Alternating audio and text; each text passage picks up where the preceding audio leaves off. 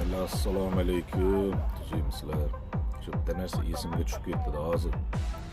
Aksariyat mana shu o'zimiz hamkasblar. Bu hammada bo'lgan bo'lsa kerak. Misol Italiyadamiz deydi, Italiyaga borib vigruskam, zagruskam borsangiz gapirasiz, tushunmaysiz. Oxir переводчикni olasizlar, italyanchaga shunday qo'yib turib, knopkani shunday bosib og'ziga shunday tutsangiz, inglizcha gapiraveradi-yu. Voy, distangni shunday qo'yib turib, endi inglizchaga qo'yib turib, knopkani shunday bosib og'ziga tutsangiz, italyancha gapiraveradi. Voy, sukali bilan bir xilda. Oldin emas, hozir ham trikolar ipi bor-ku.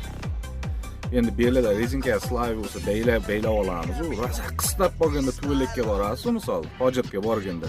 Shunday bor ipini shunday tortsangiz, tugun bo'lib qoladi. Yechirishni o'rniga xuddi o'sha bilan bir xilda. Endi nimaga shunaqa italyancha gapirib turing, gapiraver.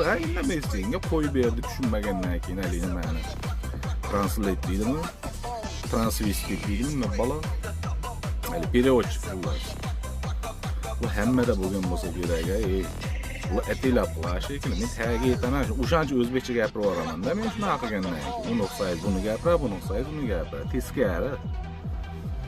Endi xitoychaga o'rgataman men bular qarab turganlarda. Sog' bo'linglar.